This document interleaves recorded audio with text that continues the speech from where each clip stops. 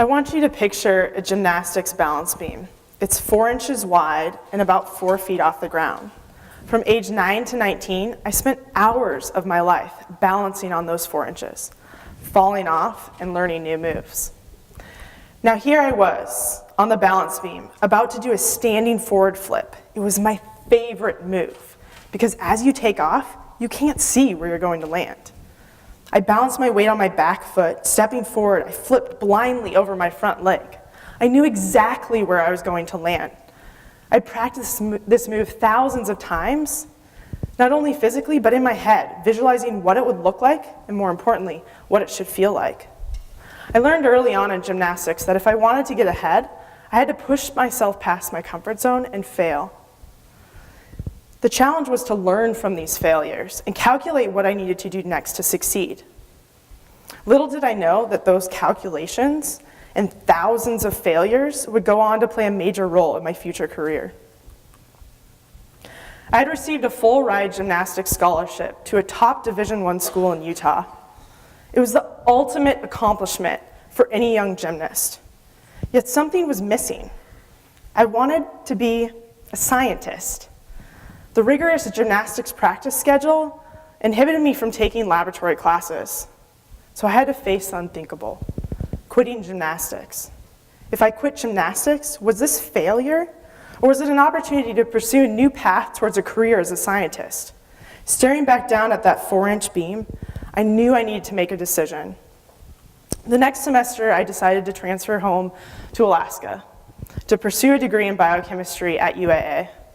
I figured I'd stay here a year or two and then maybe transfer to a better science program somewhere else. Instead, I was immediately impressed with the quality of classes and professors, the diversity of students, and the unique opportunities that were really only here at UAA. Of those opportunities, most important to me was undergraduate research. At most colleges, undergraduate students get to wash the dishes and aren't actively involved in research. It was different at UAA.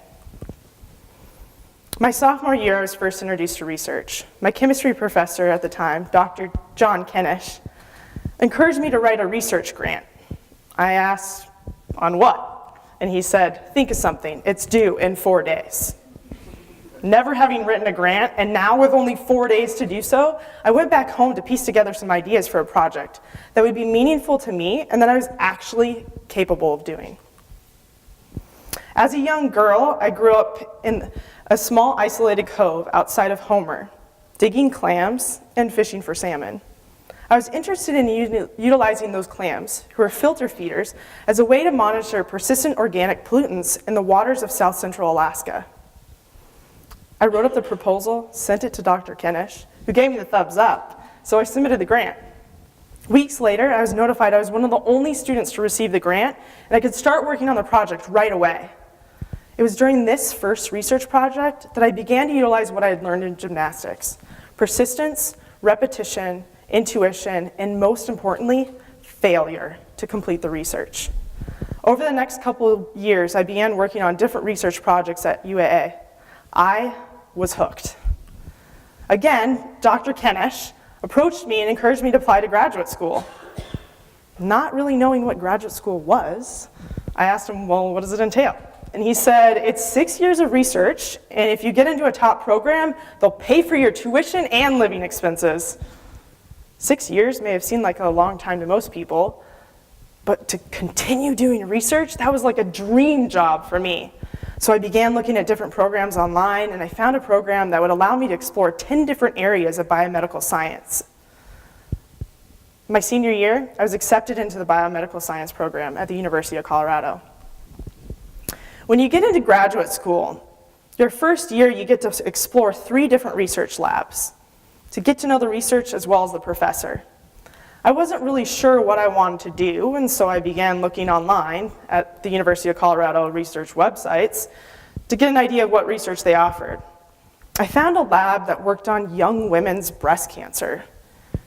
I've had multiple family members diagnosed with breast cancer, and so I began to read the description of the lab. Dr. Pepper Shadeen, who's shown in the middle of the picture, was interested in understanding why women within the first 5 years of pregnancy are at high risk of developing an aggressive form of breast cancer known as postpartum breast cancer. I began working with Dr. Shadeen my first day of graduate school, and I fell in love with her research. Over the next year, I could not stop thinking about these young women who were just starting their families and they're diagnosed with this aggressive disease. I decided to join Dr. Shadeen's lab, and I got to start working on my own research project. I was interested in the role of the immune system in promoting those postpartum breast cancers. Over the next 5 years, I realized scientific research is a series of failures.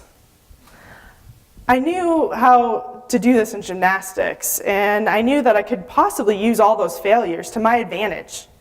I knew I had the persistence, intuition, and repetition. I just needed to critically analyze the results of each experiment to move ahead with the research, whether or not the results were what I had expected. I developed a mouse model of postpartum breast cancer, and I worked with breast cancer tissue to identify a particular immune cell, the myeloid cell, that was crucial in the promotion of postpartum breast cancer.